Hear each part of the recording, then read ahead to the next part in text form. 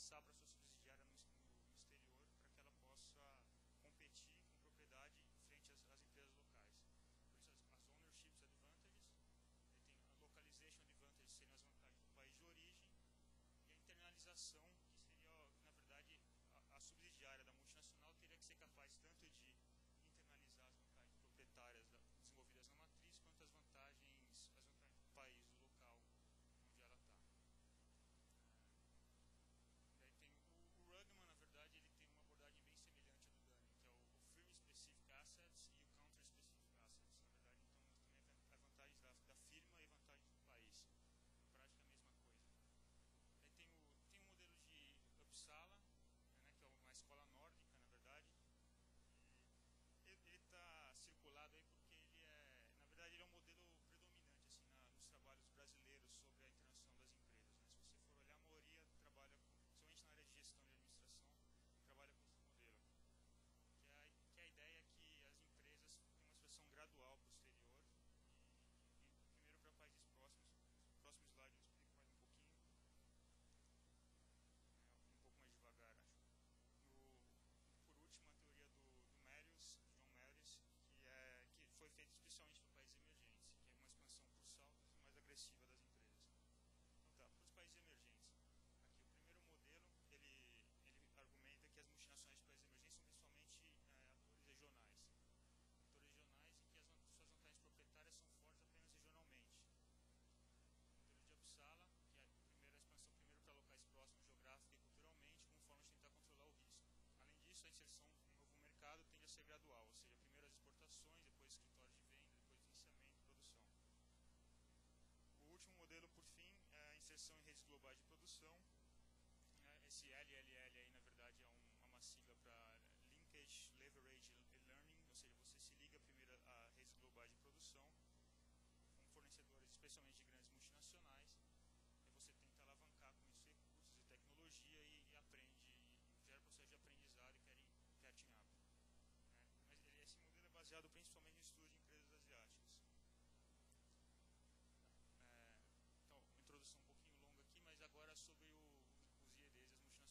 O investimento externo direto, ele é considerado o principal indicador pela literatura para monitorar a atividade das multinacionais. Pela definição não UNCTAD, eu esqueci de colocar o nome ali do documento não UNCTAD, mas depois eu posso pegar para quem tiver interesse. É o investimento de uma organização de um país em uma empresa de outro país, caracterizado por um interesse de longo prazo e no qual o investidor tem um alto nível de influência sobre a empresa que recebe investimento. Para propósitos estatísticos, eles consideram um mínimo de 10% sobre o capital da empresa do outro país e empréstimos entre matriz e subsidiária no exterior. Algumas limitações desses dados que eu vou trabalhar com eles aqui, vou mostrar eles aqui. Primeiro que as informações são agregadas apenas por país de destino, né, sem dados sobre empresas individuais. Uma segunda limitação é que os dados agregados são fortemente influenciados por ações de grandes players. Vou mostrar isso também logo mais. E outra é que as informações de destino são enviesadas pela intermediação dos paraísos fiscais. Isso vai ficar claro aqui agora. Né? É um mapa que eu fiz sobre... Basicamente eu peguei os dados do Banco Central e plotei no mapa para ver onde estão os investimentos das empresas. Dá para ver que 2/3 dos investimentos que as empresas declaram, isso é uma declaração compulsória e anual que as empresas têm que fazer. Essa aí é de 2007. Na verdade eu acho que eu não lembro se o Banco Central já tem de 2008, mas de qualquer forma não consegui atualizar esse mapa a tempo. Mas acho que não tenho certeza se já tem de 2008 disponível. Mas de qualquer forma, aqui dá para ver que 2/3 dos investimentos estão declarados em paraísos fiscais. Ou seja, é difícil você saber qual é o destino final desses investimentos. Né? Eles declaram que a subsidiária de paraísos fiscais são esses investimentos. E uma outra característica interessante também assim é que se a gente tirar os paraísos fiscais, a gente vê que, por exemplo, tem mais investimentos declarados na Europa e na América do Norte do que na América do Sul e Central, por exemplo. Né? Os Estados Unidos, com um grande percentual ali da América do Norte, sozinho tem mais do que a América do Sul e Central. América Central excluída dos paraísos fiscais, obviamente. Bom, aqui também ainda analisando essa questão dos IEDs, a composição deles ali no primeiro quadro em cima, a gente vê que a grande maioria dos IEDs brasileiros são de participação no capital de empresas estrangeiras. Né? Cerca de 80% ali está consolidado com participação no capital. Daí o resto são empréstimos entre 20% são empréstimos entre matrizes subsidiárias. Desses, 17% são empréstimos de curto prazo, está definido lá, para subsidiárias no exterior. Daí essa é uma coisa que eu preciso até me aprofundar mais, dar uma pesquisada, se não há...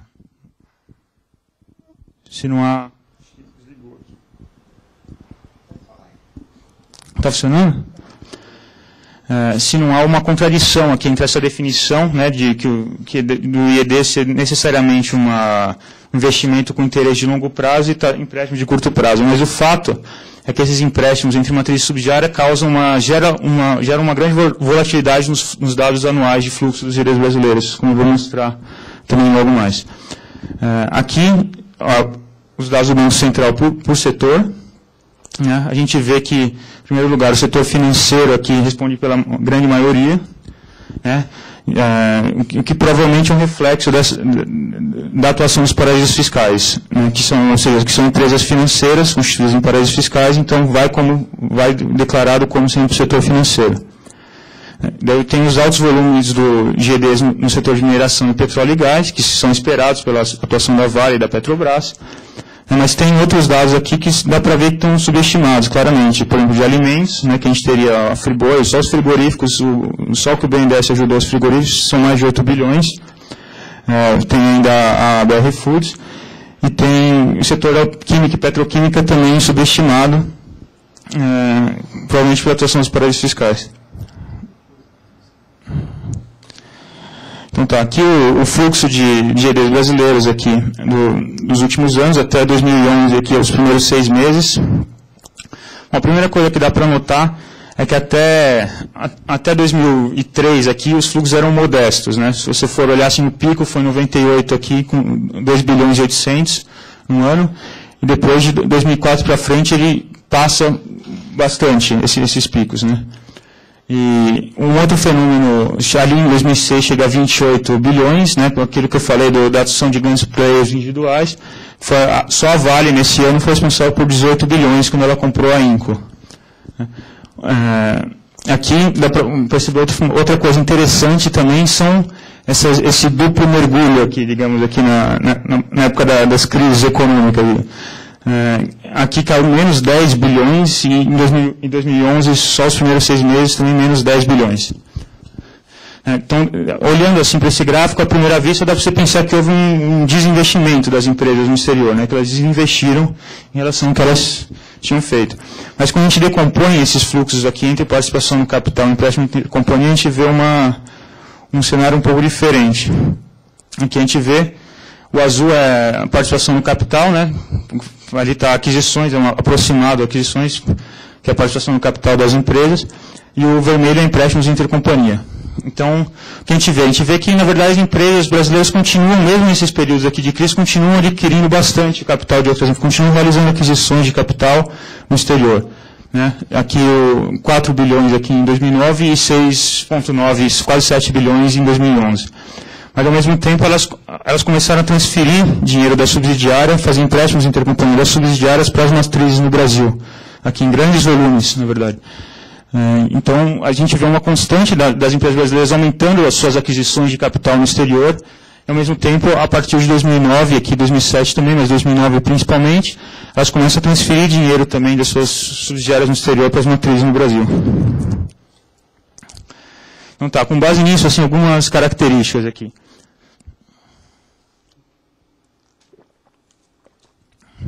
Primeiro, dá para dizer que houve uma grande intensificação da atividade externa das multinacionais a partir de 2004. E no agregado, no agregado eu estou falando porque a gente não consegue ver dados de empresas individuais, a gente só consegue ver o agregado. No agregado, a expansão se dá principalmente por meio da aquisição de ativos no exterior, que é o azul aqui, que continuou forte mesmo com a crise. Grande parte desses investimentos são intermediados por subsidiárias em paraísos fiscais, excetuando-se esses, os Estados Unidos e a Europa possuem o maior volume de investimentos declarados do que a América do Sul. E nos últimos 2 anos e meio, as multinacionais brasileiras passaram a transferir grande volume de recursos para o Brasil, ao mesmo tempo que continuam adquirindo novos ativos no exterior. Legal, agora aqui comparando um pouco, assim, esse aqui é o gráfico de estoques, os estoques declarados, esses dados são da UNCTAD, padronizados pela UNCTAD. os estoques declarados do Brasil e de outros países emergentes.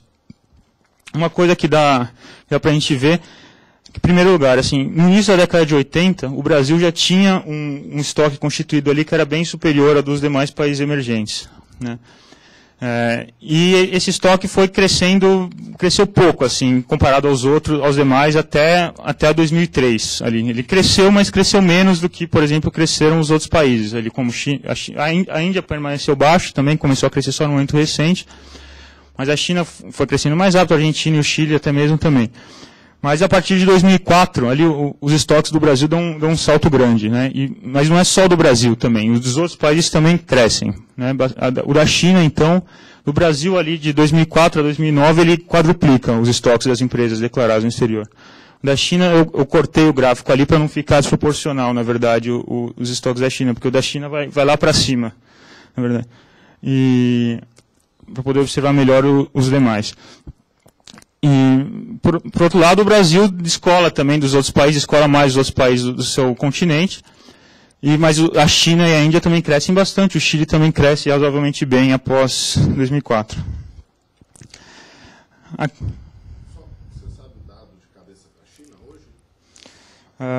Eu posso pegar para vocês, acho que passa de 300, posso pegar depois. E aqui, rapidinho, mais ou menos a mesma coisa, mostrando que em 1980 o Brasil se extraía os dados dos países em desenvolvimento da UNCTAD, e o Brasil era anunciado por 54% dos estoques de investimentos externos diretos.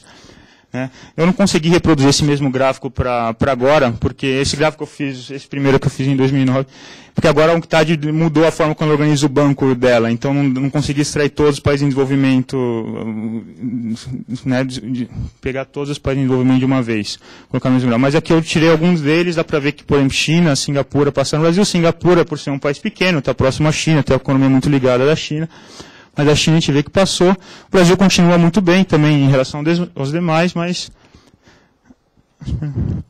Tá bom. Então, aqui, os primeiros registros GDs das empresas brasileiras, segundo o Banco Central, são de 68. Né? No início da década de 80, elas já haviam construído um estoque de GDs relativamente grande em comparação aos demais emergentes. Enquanto isso daqui foi o que eu já falei, basicamente, enquanto as empresas dos países emergentes aumentaram seus investimentos no exterior nas décadas de 80 e 90, os investimentos brasileiros cresceram um pouco. Mas entre 2004 e 2009... os investimentos das empresas brasileiras no exterior quadruplicaram, mas um movimento semelhante, em certo nível semelhante, ocorreu com os países emergentes. Então, uma primeira hipótese, assim, é que para compreender a expansão recente, é preciso tanto olhar para processos internos da sociedade brasileira, quanto processos mais amplos, comuns a muitos países emergentes. Então, tá, aqui 3 hipóteses que influenciaram essa recente expansão. Primeiro é um ambiente econômico internacional favorável, uma nova postura da elite empresarial brasileira, a segunda, e políticas públicas de incentivo também que começaram. Sobre o ambiente econômico favorável, né? Assim, na última década, houve essa tese aqui, na verdade, eu estou pegando desse autor aqui, que é o José Ocampo, que é um economista colombiano, que é da CEPAL. Então, na última década, houve uma conjunção de 3 fenômenos que não ocorriam desde a década de 70, né? Possibilitaram um grande afluxo de capitais para os países emergentes. O primeiro foi uma grande contínua elevação dos preços das commodities. O segundo foi uma baixa taxa de juros nos países envolvidos e um amplo conjunto de inovações financeiras. Os 2 últimos fatores, ou seja, a baixa taxa de juros nos países envolvidos e um amplo conjunto de inovações financeiras, criaram uma grande disponibilidade de capital circulante. E os 2 primeiros, alta nos preços das commodities e baixa de juros nos países envolvidos, contribuíram para que ele se os países emergentes como o Brasil. Então, aqui, um gráfico dos preços das commodities, né, como cresceram. Sabe-se que a grande parte dos investimentos brasileiros, ali, dos estoques de GD, são por causa de empresas, né, de base de commodities, apesar de ter muitas outras também. Aqui um gráfico interessante também da capitalização das empresas na Bolsa de Valores, que a gente vê, por exemplo, que até 2002, 2003, ali a Bolsa brasileira caminhava mais ou menos ali paralelo a do México, do Chile, de Buenos Aires. Mas ali, a partir de 2004, ela descola brutalmente, né? Aqui uma emissão de papéis na Bovespa pelas multinacionais brasileiras, aqui mostrando que elas utilizaram desse mecanismo para se financiar também. E aqui está diferenciado entre o capital que comprou os papéis brasileiros em vermelho ou o capital estrangeiro em verde. Aqui eu tirei a Petrobras de 2010 também, porque senão ela ia deformar o gráfico também, porque foi 120 bilhões, né, que ela atraiu. Em 2008 tem um valor alto também, porque a Vale emitiu papéis, fez uma oferta pública de ações que deu mais de 12 bilhões, também por esse valor alto, mas mesmo esses valores baixos são bem altos também. Se a gente for pegar 5 bilhões que as empresas levantaram na Bolsa, é muito dinheiro. Se a gente for pegar, por exemplo, quanto que a Volvo foi comprada pela aquela empresa, a montadora sueca de caminhões foi comprada pela chinesa, foi acho que 3 bilhões, né? Então, além disso, as empresas brasileiras captaram diversas formas de recursos no exterior também. Segundo o levantamento da Economática aqui, por exemplo, em 2007, as empresas brasileiras listadas na Bolsa de Nova York movimentaram mais do que na Bovespa, aqui, 555 bilhões. Os empréstimos no exterior também ficaram mais baratos. Em 2009, o ano que a crise nos mercados externos foi mais intensa, as empresas brasileiras tinham o maior nível histórico de captação de recursos do exterior, com mais de 25 bilhões, superior ao obtido em 2007 e 2008 somados. Em 2006, a Vale conseguiu articular um pool de bancos estrangeiros para obter um empréstimo de 14 bilhões para comprar a canadense Inco. Né? Esses autores aqui, o Flurier e o Braga, argumentam que o pagamento de dinheiro foi uma importante vantagem sobre os concorrentes dela nesse processo de aquisição, que iam trocar por ações a compra. Aqui é a dívida externa das empresas brasileiras não financeiras, né, que foi até recentemente alguns autores aí vieram falando que há um novo problema da dívida privada brasileira, mas eu não estou defendendo essa tese, estou apenas mostrando que as empresas estão contraindo mais empréstimos em dólar, mais empréstimos no exterior e aumentando sua dívida externa. Não estou falando que essa dívida é insustentável, estou apenas mostrando que ela vem crescendo bastante. Aqui 2011 também é só, acho que aqui são os primeiros 3 meses, se eu não me engano.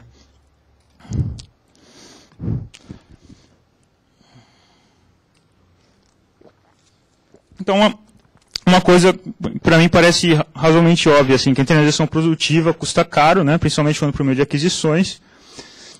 Então, a disponibilidade de capitais torna-se uma pré-condição, embora não explique, obviamente, por si só o fenômeno também. Isso ajuda a compreender um pouco os grandes investimentos das empresas municipais emergentes no momento recente, e porque o volume de EDs das brasileiras foi maior na década de 70 em relação a 80, apesar de um maior número de empresas terem sobrado subsidiárias no exterior nos anos 80. Esse é um dado que eu achei interessante também para ilustrar um pouco, que reforça um pouco esse argumento. Aqui, se a gente pegar os investimentos somados no exterior das empresas brasileiras de 76 a 82, ali, eles são bem maiores do que do período posterior, de 83 a 89. Né? Apesar disso, muitos estudos mostram que na década de 80, um maior número de empresas começou a abrir subsidiárias no exterior, até mesmo para escapar da recessão interna. Aqui é um estudo do BNDES, com 30 grupos empresariais, que fala das subsidiárias no exterior abertas pelas empresas. Então, aqui assim, há às vezes uma certa ideia que as empresas multinacionais, ao investir no exterior, podem deixar de estar investindo no país de origem. Né? Eu estou argumentando aqui que a gente não tem dados para falar isso, por enquanto, das empresas brasileiras. Né? Aqui, se a gente for ver, apesar de um grande número das empresas brasileiras serem abertas já no exterior nas décadas de 80 e 90, o volume de seus investimentos no exterior foi maior em 70 após 2004, justamente quando seus investimentos no mercado doméstico também mais cresceram, quando o mercado interno mais cresceu. Esses dados, portanto, enfraquecem a tese de que as empresas brasileiras investem mais no exterior em detrimento do mercado doméstico, quando esse se encontra estagnado. Ao contrário do que ocorre com algumas multinacionais de outros países, os empenhos das multinacionais brasileiras parecem ainda encontrar-se intimamente ligados ao empenho da economia de seu país de origem.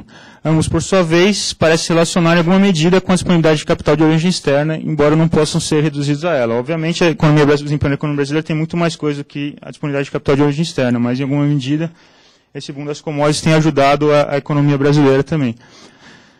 E outra coisa, além disso, no período recente, como a gente viu, as empresas brasileiras têm utilizado suas subsidiárias no exterior para captar recursos para investir no mercado doméstico. Ou seja, por enquanto, não há nenhuma evidência que os investimentos no exterior prejudiquem a taxa de investimento doméstica.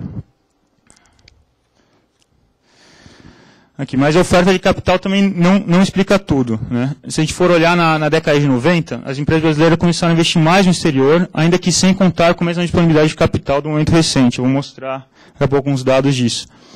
Não sei como é que eu estou de tempo. Tem tempo? Tá bom. Então, se a gente for olhar aqui no início da década de 90, houve uma redução nas tarifas de importação, e posteriormente, em 94, com a criação do real, uma valorização artificial da moeda, e as empresas brasileiras passaram a sofrer com a forte componente de produtos importados. né? Nessa época, muitas empresas importantes quebraram, outras foram compradas por estrangeiras, mas uma elite empresarial sobreviveu e foi obrigada a adotar novas práticas competitivas, melhorar a eficiência produtiva, buscar crescentemente a inovação e a internacionalização. Então, se a gente for olhar aqui entre 90 e 2002, né, algumas formas de atuação, algumas aventuras aí das empresas brasileiras no exterior entre 90 e 2002. Né? Se a gente for olhar, a Gerdau, por exemplo, inaugurou fábricas no Canadá, no Chile, na Argentina, deu início a uma série de aquisições nos Estados Unidos, que ela veio a continuar depois de 2004 e que hoje a transformaram na segunda maior siderúrgica das Américas. A WEG, por exemplo, que é de motores elétricos, abriu fábrica nos Estados Unidos, em Portugal, no México, na Argentina, subsidiárias na Bélgica. Tudo isso antes da recente expansão, do recente boom aí depois de 2004. Né? A Marco Polo também abriu fábricas em Portugal, na Argentina, no México, na Colômbia, na China. A China ela abriu em 2002, né, para fabricar componentes ainda. A Perdigão e Sadia eu botei junto ali, porque hoje elas são uma empresa só. Né, também abriram. Bom, depois a apresentação vai estar disponível aí para quem quiser olhar sobre todas as empresas. Aqui só um asterisco aqui na Cofap, que ela acabou sendo vendida depois para a Fiat, deixou de ser brasileira.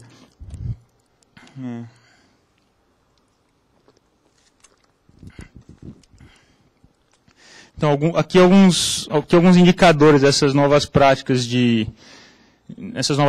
do empresariado brasileiro a partir da década de 90. Aqui está, desculpa, aqui está errado o nome do autor, do amigo do Mário aqui, o Ricardo Biocholski, está faltando um H, não deu tempo de corrigir.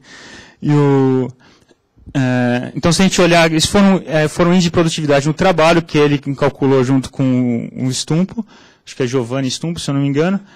Esse trabalho deles é de 96, então foi até 94 só esse índice de produtividade. Mas já é interessante para a gente ver, aqui, por exemplo, que em 1980 para 89, ou seja, a década de 80 inteira, a produtividade da maioria dos setores aumentou ali no máximo 10%, nesse setor de materiais de transporte até mesmo caiu, né, de 80 para 89, e aqui de 89 para 94, num período menor, a produtividade do trabalho em todos esses setores cresceu muito mais, né? Lógico, aqui também teve um processo de demissões forte também de quebra de empresas no início da década de 90, mas também adoção de novas práticas de incorporação de tecnologias, de máquinas novas pelas indústrias. Tá. Tem dois modelos assim para se pensar a relação entre inovação e internacionalização. Né? O primeiro é o modelo do Dunning, lá do Olelai, que a inovação ela contribui para a internacionalização. Na medida que, para serem mais competitivas em mercados externos, que conhecem menos que as firmas locais, as empresas multinacionais precisam desenvolver vantagens proprietárias, que são ou tecnológicas ou organizacionais, que possam ser internalizadas por suas subsidiárias, né, para que elas possam ser mais competitivas que as firmas locais.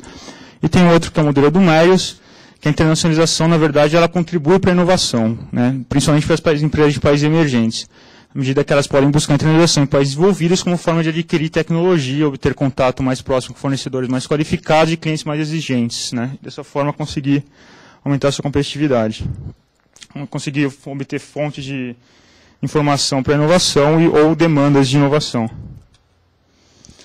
Aqui agora algumas evidências aqui da relação entre inovação e internacionalização nas empresas brasileiras. Aqui, um trabalho do Glauco, do Salerno, do Denegre, de 2004. Né, esse trabalho, infelizmente, esses dados não foram atualizados, ou pelo menos não que eu saiba, assim, não foi refeito. Então, eu acabo utilizando ele mesmo, de 2004 relativo aos dados de 2000. Aqui eles cruzaram os dados da Pintec com os dados do Banco Central. Né, para isso você tem que ter acesso aos dados do Banco Central, que é difícil você conseguir ter acesso.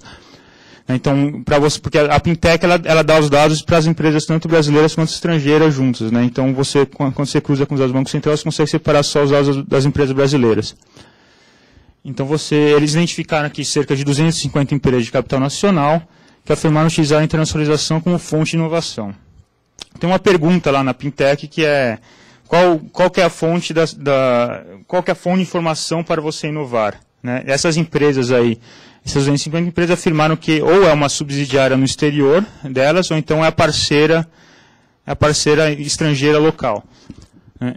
Então, essas empresas, apesar de representarem apenas 0,56% das indústrias brasileiras, eram responsáveis por 9,6% de suas exportações totais. Além disso, empregavam mão de obra mais qualificada e pagavam salários melhores do que a média. Ou seja, um indicativo aí que a internacionalização contribui para a inovação, contribui para melhorar a estrutura produtiva do país. Pelo menos para algumas empresas. Aqui um outro dado também que eles apresentam. E que aqui é um cruzamento simples, mas bem interessante, das empresas com IEDs e sem IEDs, as que afirmam ser inovadoras e que afirmam não terem realizado inovações nos últimos 2 anos. Então a gente vê aqui que entre as empresas sem IEDs, as inovadoras são apenas 31%, isso aqui é autodeclaração, né, que é inovadora ou não, e as não inovadoras 68%. Já nas que têm investimentos externos diretos, as que preenchem a declaração do Banco Central como tendo investimentos externos diretos, a grande maioria afirma que é inovadora, 70%, um percentual mais que o dobro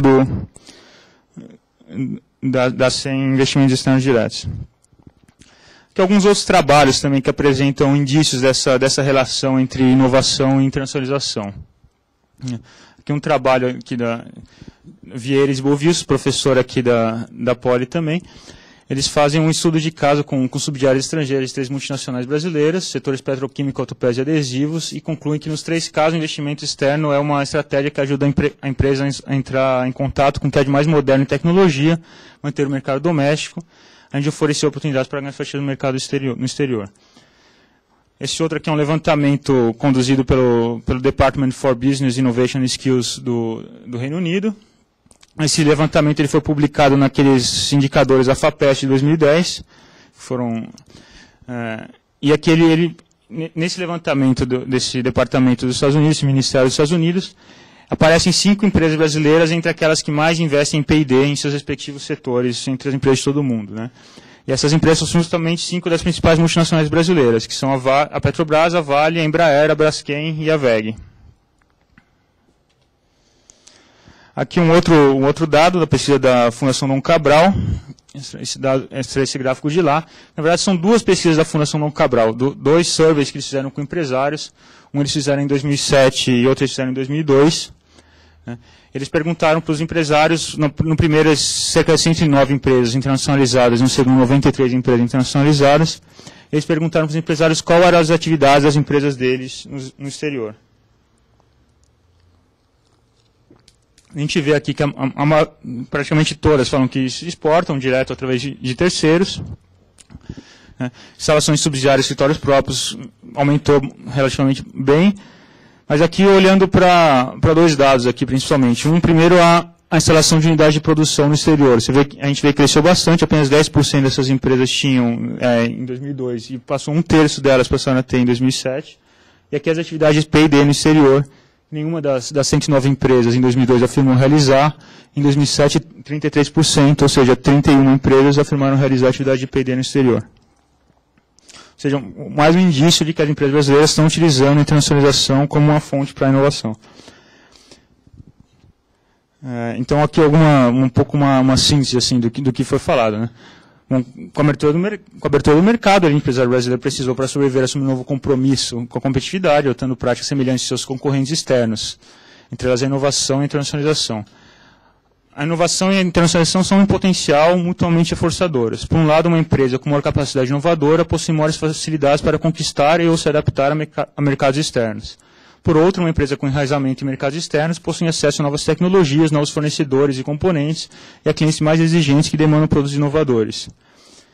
Porque eu coloquei ali são em potencial mutuamente reforçadoras, porque os recursos e as competências técnicas e gerenciais para inovar e se internacionalizar não são necessariamente os mesmos. Eles podem demandar estratégias empresariais e políticas públicas distintas e complementares. Então aqui é quanto tempo eu tenho? Bastante?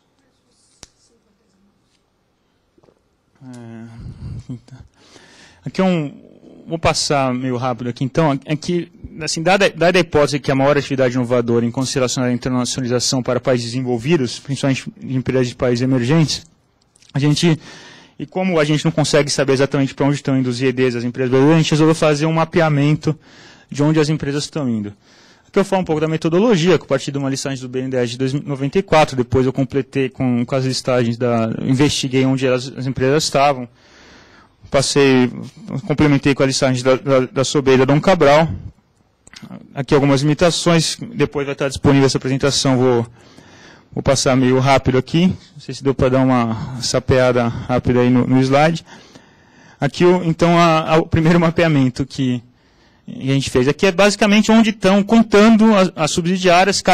Por exemplo, se uma empresa tem 2 subsidiárias na Argentina, só é contada uma vez, né? Só uma empresa por país, na verdade. Então, a gente vê, por exemplo, que, primeira coisa, que a gente vê que os Estados Unidos são um país que tem o maior número de empresas brasileiras com subsidiárias lá, mais do que qualquer outro país.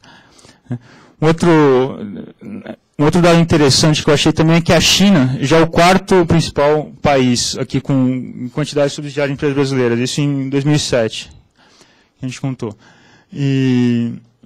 Bom, mesmo se a gente olhar assim, na Europa, por exemplo, a gente vê que Portugal tem uma certa importância, a proximidade cultural, mas também outros mercados que não tem nenhuma proximidade cultural evidente, assim como o Reino Unido e a Alemanha, são muito bem representados também. Na África, Angola, que também é o país que estava mais crescendo da África, e a África do Sul representam os países com o maior número de subsidiárias. Então aqui, apesar de ser inegável a importância da América do Sul, é possível notar que grande parte das multinacionais brasileiras não se contenta em ser apenas atores regionais, né? O país que mais abriu subsidiárias são os Estados Unidos, uma amostra de 88 empresas. Os Estados Unidos têm 59, 59 empresas estão lá nos Estados Unidos, melhor dizendo, ou seja, 2/3. A busca pelos mercados asiáticos é crescente. Em 2009, a China já era o 4º país que mais atraía a abertura de subsidiárias de empresas brasileiras, com 23 empresas. 52 empresas, ou 60%, possuem subsidiárias na Europa. Nos mais diversos continentes é possível notar uma tendência das empresas brasileiras em busca dos maiores ou mais dinâmicos mercados. Se alguém quiser olhar de novo para ver se eu falei certo as teses ali. Aqui eu mudei é difícil a gente organizar porque é muita informação para o mapa, então fica difícil saber como a melhor forma de organizar essa informação. Aqui eu dividi por setores das empresas. Então aqui tem um quadrinho explicando quantas empresas de cada setor tem, não sei se dá para ver daí, mas você tem mais empresas do setor de alimentos e bebidas e do setor de tecnologia da informação. Então esse mapa, obviamente, lá nas limitações que eu acabei pulando, está escrito lá que é muito diferente esse mapeamento do que seria um mapeamento por volume de EDs, obviamente, né? Os volumes de EDs estariam concentrados nas grandes empresas produtoras de commodities. Né? Mas aqui a gente consegue ver algumas outras coisas, especialmente que há um crescente, acho que eu digo aqui, inclusive, a gente consegue ver que há um crescente número de empresas, setores de média e alta intensidade tecnológica que também têm buscado a internacionalização. Né? Se for aqui setores de TI, setor química e petroquímica, veículos de autopeça, metal mecânica, né? Tem um grande número de empresas que são menores, realizam investimentos menores, mas que também estão se internacionalizando. Outra coisa que a gente vê que é interessante é, por exemplo, na América do Norte, os setores com o maior número de empresas são TI, tecnologia da informação, química e petroquímica, mecânicos, veículos e autopeças. E das 32 multinacionais que eu consegui identificar desses setores, 31 possuíam subsidiárias na região do NAFTA entre 2009 e 2010. Na Ásia, os setores com o maior número de empresas também são tecnologia da informação, veículos e mecânica, e das 24 empresas desses setores, 13 possuem subsidiárias na Ásia já, com ênfase principalmente para a China. O setor farmacêutico, a iniciação e internacionalização, se não me engano, são 3 empresas ali, mas ele é mais forte na América do Sul, mas já iniciou seus passos nos Estados Unidos e na Europa. As empresas de serviços de engenharia, por outro lado, predominam na América do Sul e na África, né? São as que mais têm empresas na América do Sul e na África, as empresas de serviços de engenharia. Aqui 2 depoimentos daquelas entrevistas que eu fiz, na verdade foram entrevistas informais que eu fiz com o Marcel Maxewski, que foi presidente e fundador da Bematec essas entrevistas foram feitas durante a conferência, a Five Diamond Conference, lá em Nova Lima, da Fundação Dom Cabral. Em 2009, o Marco Stefanini, da Stefanini IT Solutions.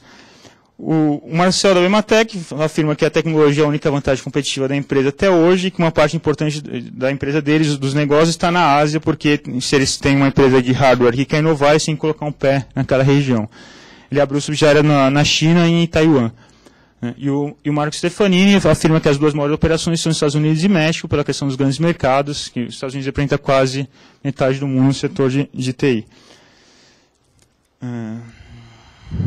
Acho que é isso. Faltou uma. Então, o último item, né, já estamos indo para o último item aqui, é o apoio do Estado. Né? Então, o primeiro foi a disponibilidade de capital financeiro da última década, o segundo foi a nova postura do empresariado brasileiro, depois da abertura, e por último o apoio do Estado. Então aqui eu listei um pouco as ações do Estado aqui. Primeiro as operações do BNDES, de financiamento de participação, financiamento do BNDES também para governos estrangeiros. A primeira é o financiamento do BNDES direto com o objetivo de internacionalização. O segundo, para governos estrangeiros, especialmente para os governos estrangeiros contratarem empresas brasileiras, especialmente em serviço de engenharia e infraestrutura. O terceiro, a articulação política do governo brasileiro com os governos estrangeiros para viabilizar essas contratações. Em quarto, a consolidação de grandes grupos de capital nacional com potencial de internacionalização. Em quinto, a articulação e financiamento da Petrobras para a internacionalização do setor petroquímico. Em sexto, o apoio da Apex, né, para a internacionalização de médias e pequenas empresas. Depois tem a internacionalização dos bancos públicos também, a internacionalização das empresas estatais. Então, aqui um quadro resumindo as operações diretas do BNDES de financiamento à internacionalização. A gente vê que a grande maioria do setor frigorífico, né, que aqui tem 97,7% de tudo que foi, de todo o financiamento direto à internacionalização foi para o setor frigorífico, quase 8 bilhões de reais.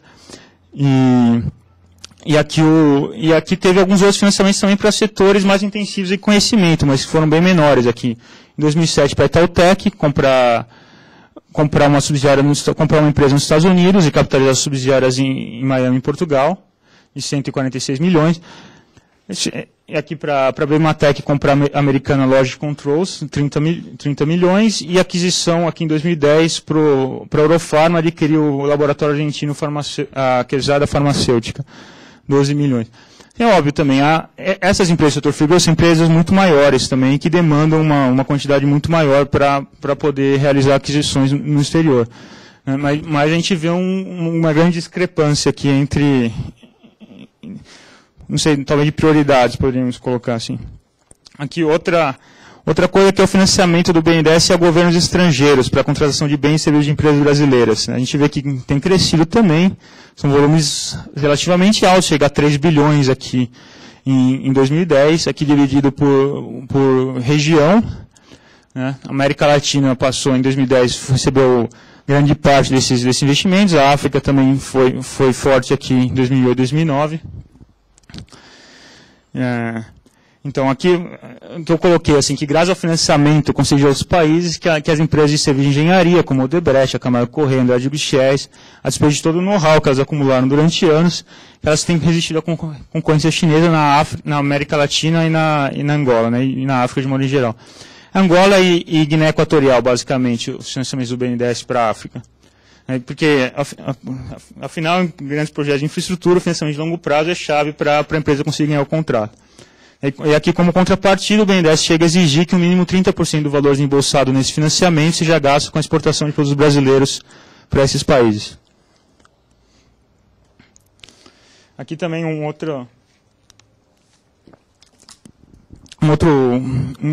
outra historinha interessante aqui, que é a parceria entre a Petrobras e a Braskem, né, para a internacionalização da Braskem. Se a gente olhar assim, em março de 2007, a Petrobras desembolsa de 2,2 bilhões de reais para a aquisição do complexo de refinarias da Ipiranga. Em seguida foram incorporadas a Braskem com a participação minoritária da Petrobras.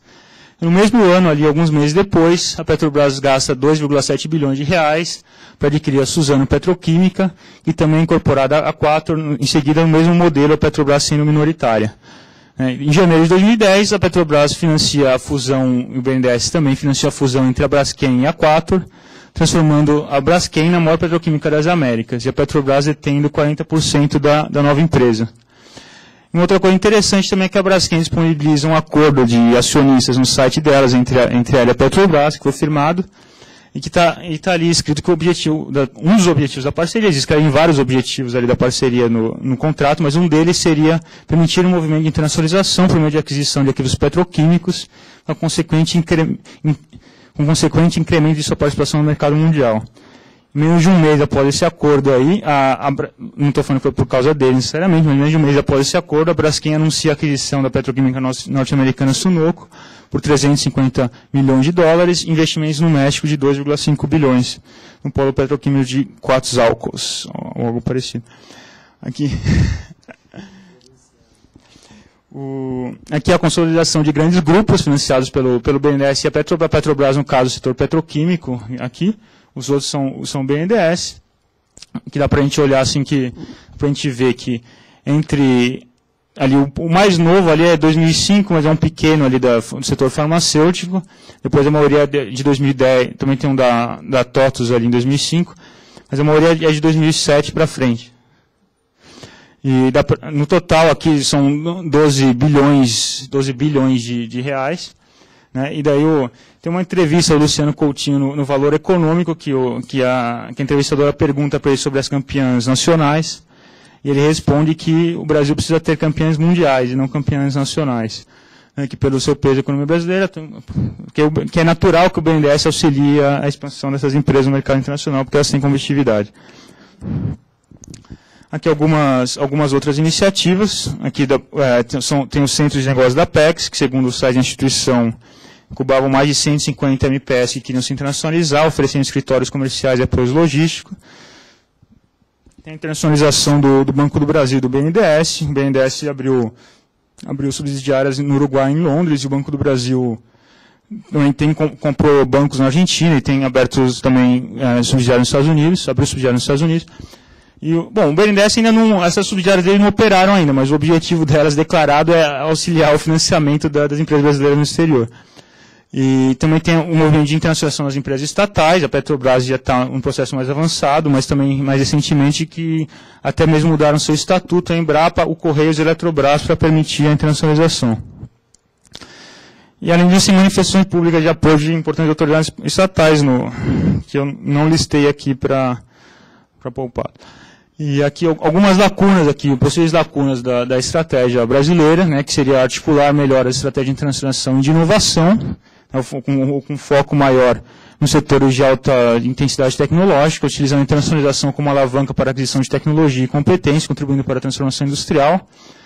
Também uma coisa que é bastante afirmada pela literatura é que faltam acordos para evitar a bitributação das empresas, porque às vezes a empresa paga imposto aqui e paga lá também. Ou seja, o Brasil, em 2009, o Brasil possui apenas 20 acordos com 24 países. Esse levantamento está até no artigo do Ricardo Senes, um artigo do Ricardo Senes. E, enquanto a China, eu fiz uma comparaçãozinha com a China recentemente, aí a China possuía com 89 países. E acordo de proteção mútua dos investimentos, aqui eu coloquei um ponto de interrogação aqui. Eu explico por que o Brasil não possui nenhuma em vigência em 2009, enquanto a China possui com 115 países. O Brasil assinou vários acordos já de proteção mútua dos investimentos, mas em 2009, também segundo um artigo, em 2009 nenhum deles estava em vigência. Né? E um argumento do governo é que esses acordos feriam a soberania do país, na medida que seria obrigado a cobrir, caso houvesse, você não poderia desapropriar o investimento estrangeiro sem... Seria de acordo com os termos contratuais. Então, aqui algumas agendas para a pesquisa futura, que eu gostaria de aprofundar algumas delas no meu mestrado, não sei quais que eu vou conseguir ainda. Aceito sugestões também de ajuda. Então, desenvolver uma abordagem conseguindo os aspectos econômicos, sociais e geopolíticos da internacionalização das empresas, a construção de um banco de dados sobre os diversos aspectos da atividade transnacional das empresas, principalmente brasileiras, mas das outras também, que falta muito, é difícil você conseguir acessar dados, né? O principal dado são os investimentos externos diretos. E também seria interessante fazer uma avaliação do impacto de diferentes estratégias de internacionalização de empresas sobre a economia, de diferentes países, e a avaliação comparativa das políticas públicas também de diversos países. Aqui eu coloquei alguns países que poderiam servir de exemplo. E é isso. Não sei se deu para entender, apesar de eu falei meio rápido, achei que não ia dar tempo.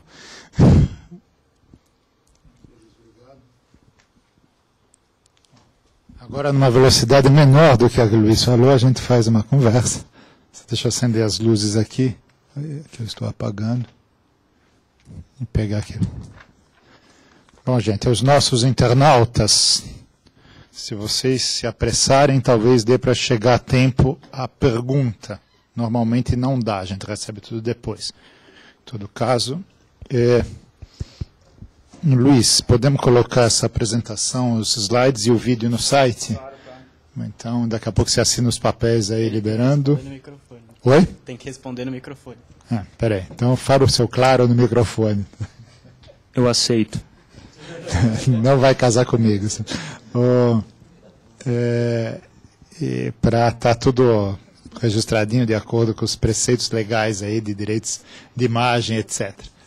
Bom, então essa apresentação vai estar disponível daqui a algum tempo no site do Observatório. E vamos aí começar a nossa discussão aqui. Aberta a perguntas.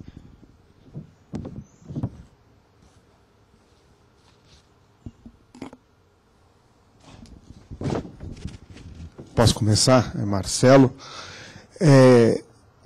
Marcelo, só uma coisa, se identifica todo mundo, porque aí o pessoal da internet não consegue ver vocês, tá? Então, com a identificação dá para ter uma ideia. É Marcelo, eu sou formado aqui no departamento, doutorado em produção e trabalho na Petrobras. Os dados que você mostrou diziam que a maior parte dos investimentos foi feito na aquisição parcial de empresas no exterior. Como é que você junta a aquisição parcial com inovação? Por onde se dá a inovação nesse caso?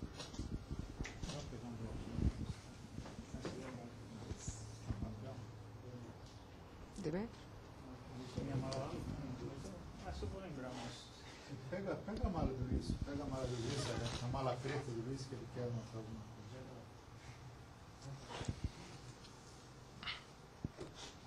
Então, a primeira pergunta é da relação inovação e investimento.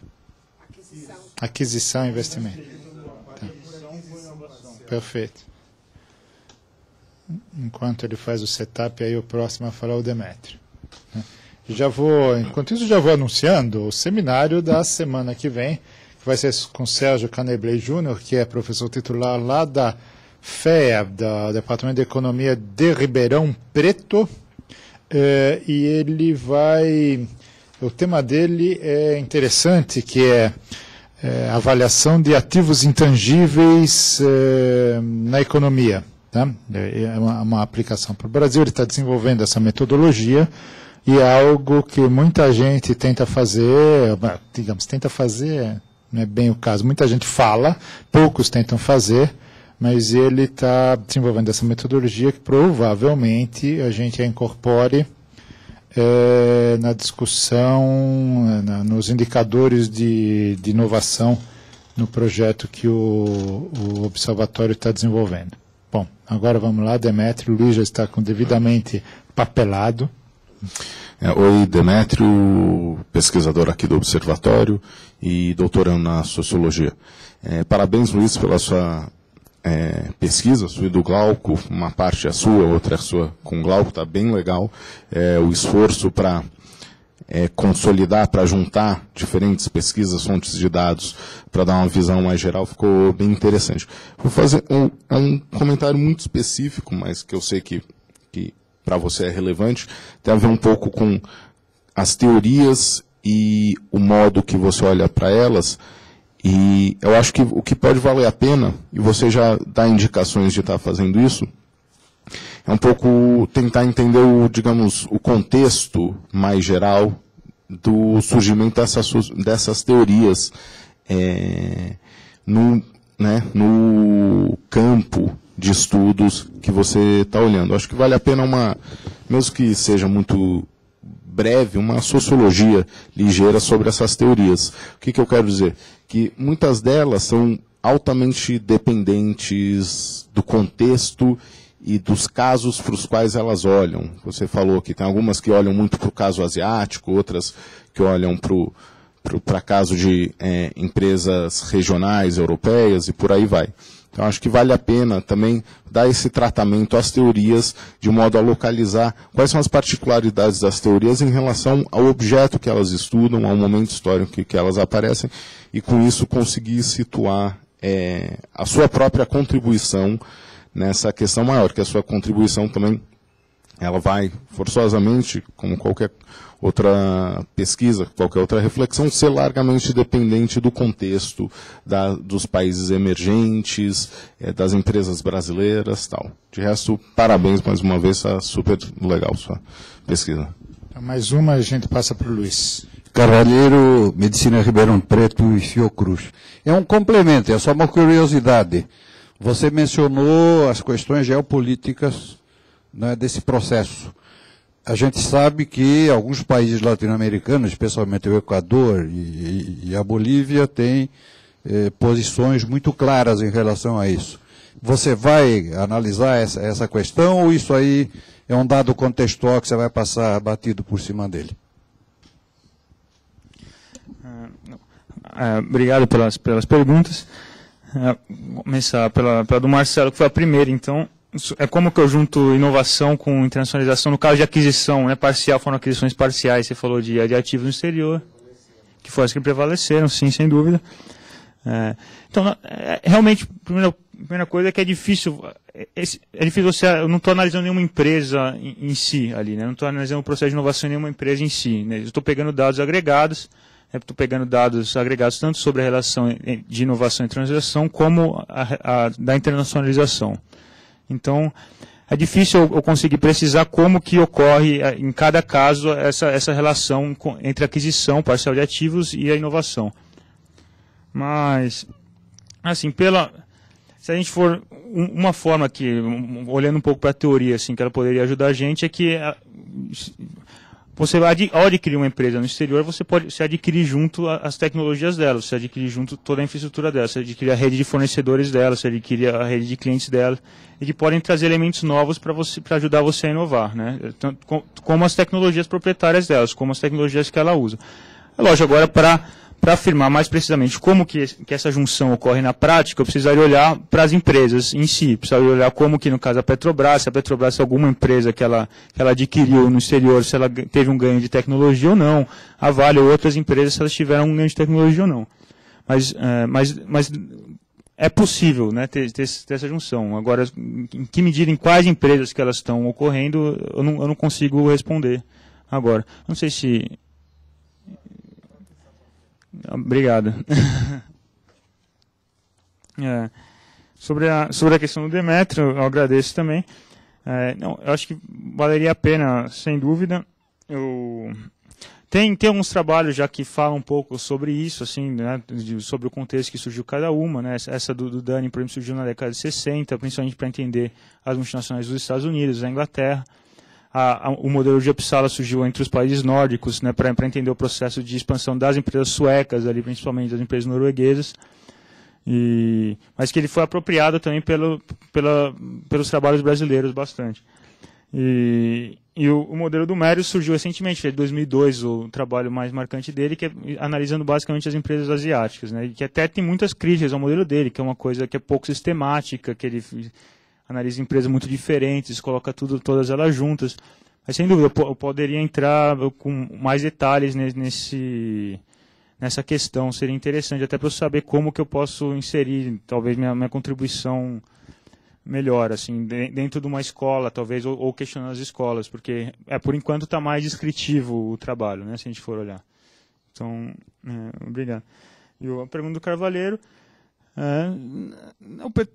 eu não tenho uma posição ainda definida a esse respeito, mas em que medida ou em qual profundidade eu vou analisar essas questões aí, da questão da Bolívia, ali, que teve com a Petrobras, ou do Equador, foi um problema com o Odebrecht, né? Não lembro se teve outro. Mas certamente eu vou mencionar esses casos assim, no meu trabalho, mas eu não sei se eu vou entrar neles com profundidade. Eu estava Estava pensando mais em olhar uma questão de como o processo de internacionalização das empresas auxilia o Brasil, o Estado brasileiro, a se posicionar melhor no contexto geopolítico internacional, né, ou ter mais influência sobre outros estados, ou coisa do tipo. Talvez olhar mais nesse sentido. Estava pensando. Bom, agora eu vou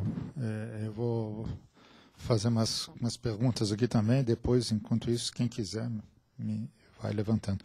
E tem uma coisa que eu sabia, não lembro mais, que é sobre como é feita a contabilização pelo Banco Central. Mas eu acho que não é pelo contrato que a empresa faz com o BNDES, acho que é pelo quanto ela efetivamente remete para sei lá, a Friboi comprou não sei aonde, vai pagar isso de determinada forma. Então, se o contrato é de 8 bi, né, de, sei lá, 1 bi, mas ela remeteu só 200 mil, contabiliza 200 mil. Então, porque você foi muito peremptório com as distorções, mas pode ser que sim, pode ser que não. Tá? Isso precisava haver dar uma olhada também. E tem muita distorção também, porque nós temos muito pouca empresa. O fato tem, né, o nosso número é baixo. Né? O que talvez você possa fazer uma análise assim de por que determinadas vão para determinados mercados ou não. O que ficou subjacente na sua exposição é que as empresas brasileiras não estariam seguindo o modelo de Uppsala, ou seja, elas estariam pulando a Argentina, a Uruguai, etc., indo para os Estados Unidos. Pode ser que sim, mas eu acho que para você colocar a mão no fogo sobre isso, sem luva de amianto, talvez você precisasse ver para onde é o primeiro lugar que ela vai. Porque pode ser que a empresa X foi para a Argentina e depois, na segunda rodada, foi para os Estados Unidos. Precisaria ver um pouco isso. Tá? Não sei se dá para ver, mas enfim, acho que aí você ganha mais robustez aí na sua conclusão. E as teorias aí que são as conhecidas sobre o processo de internacionalização e de multinacionalização, elas também têm data, né? Eu acho que isso valeria a pena pensar. Né?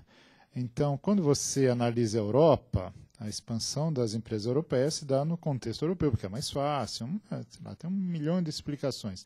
E também porque o marco legal para isso era mais fácil do que é hoje. Se você voltar para os anos 70, 80, era mais difícil, os controles de capitais eram mais regulados do que são hoje, então a compra de empresas não era tão... O investimento não necessariamente era tão livre como hoje, isso é uma hipótese. E aí talvez você possa verificar se o que eu estou falando faz sentido, e em fazendo sentido, essas teorias caem. Ou pelo menos a aderência é menor. E a proximidade cultural é uma coisa que também é algo para que é um quadro de referência de um mundo muito fechado.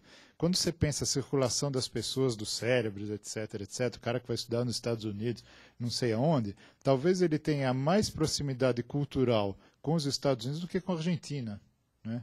Então, se for isso, aí tudo bem, o Uppsala ganha um pontinho. Tá? Mas eu tô pensando, por exemplo, nas relações que nós temos aqui no departamento, com a Argentina é quase zero, tá? Mas tem um monte com os Estados Unidos e com a Europa. Então, se for pensar de proximidade cultural do departamento, com a Argentina é zero, é inexistente. Nunca um argentino pisou aqui nem para fazer churrasco. Certo? Então, eu não sei, tá? Eu acho que isso talvez você pudesse tratar. Outras coisas, tem uns textos mais econométricos de pé que talvez você pudesse dar uma olhada. E eu tenho uma dúvida aí também que volta para primeiro, eu escrevi aqui atrás, que é as obras de infraestrutura, por exemplo, a Odebrecht está construindo uma parte do metrô do Panamá, participa na duplicação do canal e coisas assim. Mas isso não é exatamente construir uma fábrica da WEG não sei aonde. Parece uma exportação. Né? Apesar de que está... É uma exportação de serviços, ainda que possa estar contabilizada como tal, né? Eu sei que isso complica as coisas, mas a uma altura do campeonato, o Odebrecht vai sair daquela obra, vai sair daquele país e vai para outro lugar. É diferente de você ter uma subsidiária produtiva, que você está sempre fazendo salsicha em determinado lugar, ou sempre fazendo motor elétrico, e assim vai, né? Ainda que isso movimente muita coisa, né? E o IPEA fez há um tempo atrás um livro sobre exportação. A questão central era exportação, não era tanto internacionalização, mas que tentava discutir um pouco sobre taxa de investimento no exterior versus investimento no Brasil. E foi feito, eu não lembro quem fez, mas foi feito um modelo probabilístico, associando a expansão das empresas fora com o crescimento no mercado, e deu positivo, ou seja, as empresas que fazem investimento externo direto produtivo, elas, no exterior, óbvio, elas crescem mais no Brasil. Então, aparentemente, tem alguma correlação aí, né? Também tem uma correlação que é essa antiga, que acho que foi o Fernando Freitas que fez, junto com o João Denegre, se não me engano, que é a empresa que inova, a Inova medida pela Pintec, tem 16% a mais de chance de ser uma exportadora do que a que não inova. Não é investimento direto, mas é exportação. Mas aí, se você cai por aquelas análises que primeiro a empresa entra no mercado externo exportando e tal, para depois eventualmente virar multinacional, talvez tenha alguma lógica. E tem outro ponto sobre a linha do BNDES, ela é muito cara, né? A linha do BNDES é baseada numa cesta de moedas, então, eventualmente, sai mais barato para uma empresa que já tem alguma estrutura captar recurso fora, tá, para financiar a sua própria expansão internacional. Por outro lado, é bom que tenha a linha do BNDES independente do preço dela, tá, de qual é a taxa. Por quê? Porque as empresas normalmente constroem uma cesta de... O financiamento nunca vem de um lugar só. Então, o fato de você ter a possibilidade de recorrer ao BNDES, você negocia melhor com o Banco Alemão, né? É um certo jogo aí, que bom, o BNDES obviamente sabe disso, né? Então, essa linha, apesar de os empresários reclamarem que ela é cara, etc., que é uma cesta de moeda, mas é boa. Obrigado, Mário, pelos comentários detalhados aí sobre a minha apresentação. Então, fiz algumas anotações aqui sobre eles. Primeiro, das distorções dos dados do Banco Central, que eu comentei lá que uma evidência seria que a questão dos financiamentos do BNDES ao setor de alimentos ali seriam muito maiores do que estava ali. Talvez eu tenha feito a afirmação muito peremptória, como você disse. Foi muito peremptória. Mas o fato é assim, que há várias outras evidências de distorções nesses dados, né? Por exemplo, tem, assim, se você olhar, se for desagregar por países ali, também você vê, por exemplo, que de 2005 para 2006, nos dados do Banco Central ali, quando teve a aquisição da Vale de 18 bilhões da Inco, né, o investimento do Canadá ali continuou na faixa dos 100 milhões, assim, ali. Então, daí apareceu ali 14 bilhões nas Bermudas, ali, assim, e não apareceu no setor de mineração também esse crescimento. Mas essa é a principal, você tem razão, essa é a principal distorção, que são a intermediação dos paraísos fiscais. Aliás, você não entende a Petrobras sem a Petrobras Holanda, se não me engano, que acho que as plataformas todas são da Petrobras Holanda, não sei exatamente, porque aí a Petrobras não paga ICMS, IPI, e dá uma bela redução do investimento. Ela exporta para a Petrobras Holanda e coloca aqui. Então tem uma série de jogadas. Essa, sem dúvida, é uma distorção bem importante. Outra questão é do modelo de Uppsala. Realmente, assim, dá para tentar. É difícil você saber qual que foi o primeiro lugar que a empresa investiu, mas tem uma pesquisa do BNDES, que é de 95, que eles fizeram, eles fizeram um questionário ali com 30 grupos empresariais e tal, e levantaram subsidiárias de mais de 100 empresas. Tudo bem quando você vai olhar na lista deles anexos, assim, as subsidiárias tem algumas que são repetidas, tal, tem, né, mas eles aparentemente tiveram acesso aos dados do Banco Central ali de quais subsidiárias tinham, quais empresas tinham subsidiárias aonde. Mas eles fizeram um levantamento também de todos os lugares, de mais de 100 empresas também, além daqueles 30 grupos, com mais de 100 empresas de onde elas tinham subsidiárias. Um levantamento que vem anexo ao estudo. E nesse levantamento aí eles tabularam alguns dados com base nesse levantamento e viram, por exemplo, que é que agora eu não vou lembrar de cabeça o dado, mas tinha algumas empresas só tinham subsidiárias em paraísos fiscais, realmente, mas outras, se não me engano, era 47%, 48% que tinham subsidiárias na América do Sul, ou seja, apesar de ser um número alto, tinha um grande número de empresas que tinham subsidiárias no exterior, mas que não tinham na América do Sul, né? Ou seja, lógico, se você for ver, a América do Sul é importante, grande parte, não estou falando que o modelo de Uppsala não serve para explicar nenhuma, ou não é útil para explicar nenhuma, a internacionalização de nenhuma empresa, né? Só, ao que me parece, assim, porque os dados que eu olhei revelam é que ele não é necessariamente uma trajetória pela qual todas as empresas têm que seguir, todas as empresas brasileiras seguem, né? Algumas podem seguir, outras não. Sobre das teorias, eu concordo contigo, o que o Demetrio falou, não dava também para aprofundar muito nessa apresentação, acabei correndo bastante para falar, acho que, no fim, até talvez daria tempo de ir um pouco mais devagar. Mas eu concordo com você, dava para entrar mais nessa questão das datas das teorias. Mas uma outra questão interessante é que as teorias também elas são muitas vezes apropriadas assim, pelos estudos como se elas não tivessem data, né, no geral. Assim, muitos estudos que a gente lê, você pega, eles apropriam essa teoria de Uppsala ou a teoria do Dunning e tentam aplicar ela para... O Dunning publicou quando? Foi nos anos 80, se não me engano, não foi? Ele começou a publicar nos anos 50 e morreu em 2010 e estava publicando. Tem até paper póstumo dele. Mas o Euler, acho que é de 80, 90. Assim. Sim. É de 88, acho, 87. Então, tem um negócio que você falou que me ocorreu o seguinte. Vamos imaginar o que era os anos 80. Como é que eu me comunico com uma filial, uma subsidiária nos anos 80? Entendeu? É um fuá. É o telefone mais ou menos, e aí vai, fax, e não sei o quê. Eu fui em 96, que eu fiquei um ano na França, poucos usavam internet. Eu era o cara que mais usava internet, pois é, né? Você já fez a tese pela internet. Eu dava aula lá da internet. Escuta, conecta aqui, conecta lá, em 96. Então tem uma coisa de disponibilização aí da sociedade da informação, coisa social, que acho que efetivamente ajuda a reduzir a importância da proximidade. A proximidade enquanto física. Você vai para, sei lá, para o Panamá, 3 vezes por dia para o Panamá, Diário de São Paulo, entendeu? Se não tiver, você vai para o Rio, tem outro, e Brasília. Quando é que você ia pensar uma coisa dessas? Então você monta uma subsidiária no Panamá, o Odebrecht tem 3 vezes por dia, de São Paulo.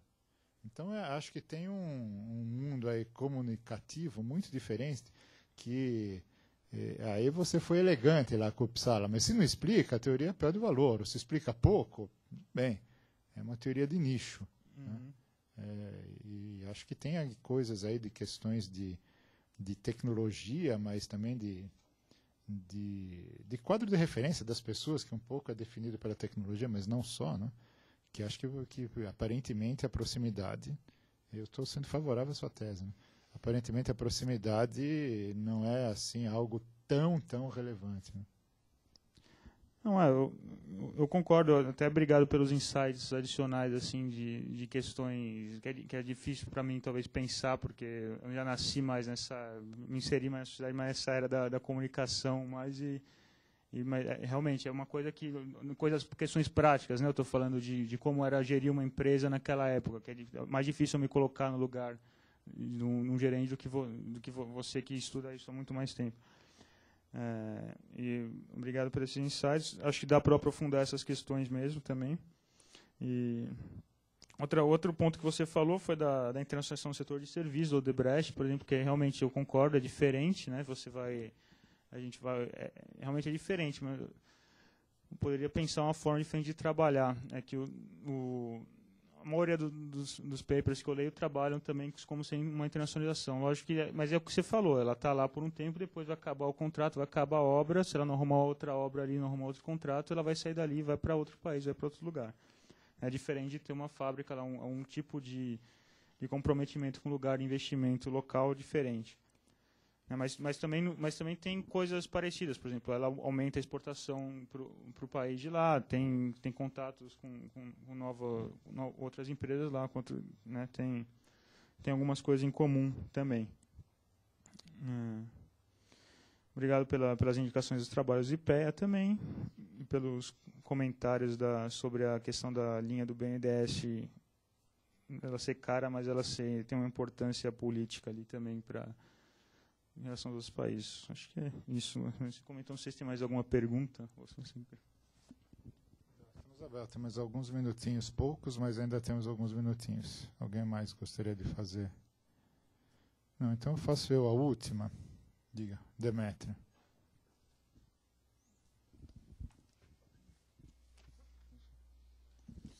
Mais uma, Luiz, tem um pouco a ver com, digamos, a dimensão cultural da internacionalização das empresas. Eu sei que o pessoal da administração, gestão, talvez na produção um pouco menos, fala muito sobre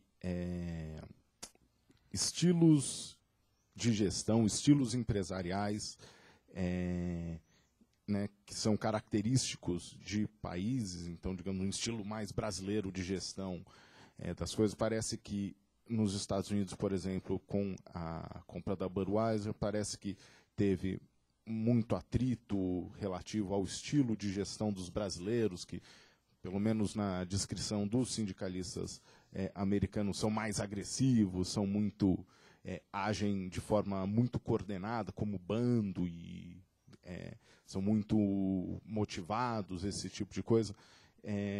Você deve ter passado minimamente por essa literatura, junto um pouco com o que o Mário falou de distâncias culturais, né, que elas não são função de proximidade. Na verdade, elas não são função de proximidade, ou tão pouco associadas à proximidade geográfica, tão pouco associadas às coisas que a gente costuma associar à proximidade cultural, como língua, história, né? Então, passado colonial, quem era a metrópole, isso, e talvez a dinâmicas mais presentes de estilos empresariais, o que leva que, eventualmente, um estilo brasileiro de gestão seja mais parecido com um estilo chinês, em alguns casos, do que com um estilo holandês, ou sei lá mais o quê. Queria saber um pouco como você vê essa questão. Obrigado.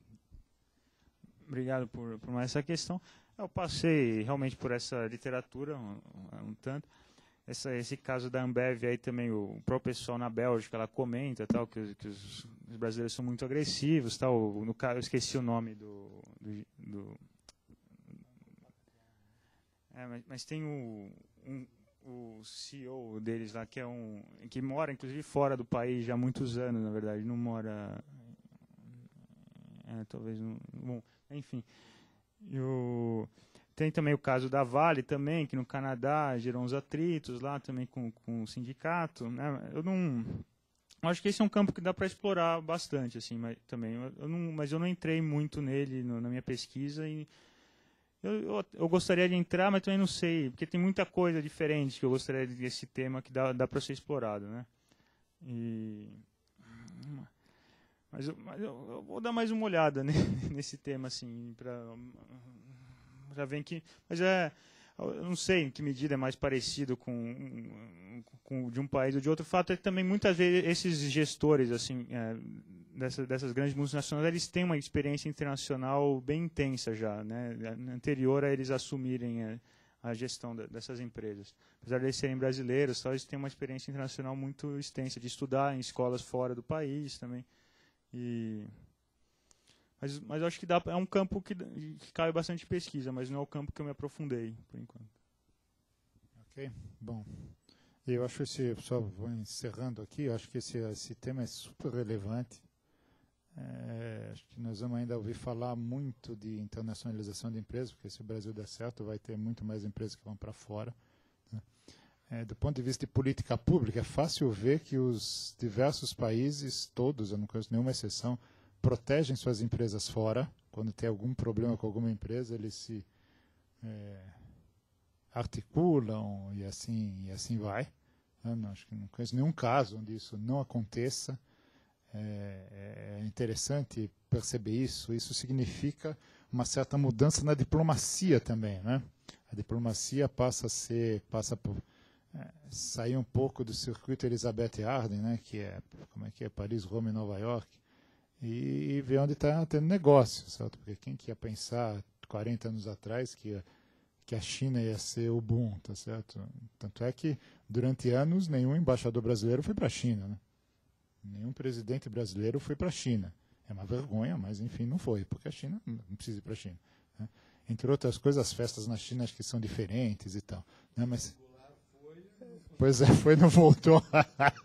Foi e não voltou. Mas enfim, acho que isso coloca uma série de questões muito interessantes, tanto no estímulo das empresas, mas no elan empresarial, um pouco que o Demétrio falou, na própria diplomacia, como é que é? Quando a Apex abriu o primeiro centro de negócios no exterior em Miami, não deu o número necessário para equilibrar. Tá? Eles resolveram abrir mesmo assim, bom, possível. Aí depois que abriu, 2 anos depois, eles precisaram abrir um outro, porque já não cabia. Então acho que tem uma coisa de, sei lá, de maturação das empresas visualizarem negócios também um pouco fora das fronteiras, que isso acho que é um certo crescente. Bom, obrigado, Luiz, acho que foi legal. Né? Você tem aí um belo trabalho, tem um monte de coisas organizadas, e aí você, quando estiver finalizando, acho que você podia voltar, né? Para trazer outras informações, outras conclusões. E aqui nós vamos encerrando a apresentação de hoje, convidando a todos para, na próxima segunda-feira, 11h15, a discussão do Sérgio Caneblé Júnior sobre a avaliação de ativos intangíveis numa economia de mercado emergente, o caso do Brasil. Mas esse é um dos problemas mais complicados que tem na chamada economia do conhecimento ou algo do gênero, que tem um conjunto de ativos da economia que não são mensuráveis pelas medidas tradicionais. Isso subestima a produção, a riqueza e outras coisas de um país. Né? Mas isso tudo é conversa para a próxima semana. Obrigado a todos. O Luiz já declarou antes que cede aí aos direitos da apresentação, os direitos de imagem da apresentação dele, não os direitos da apresentação que são dele, os direitos de imagem para a gente colocar o vídeo e as transparências no site. Obrigado a todos, até segunda.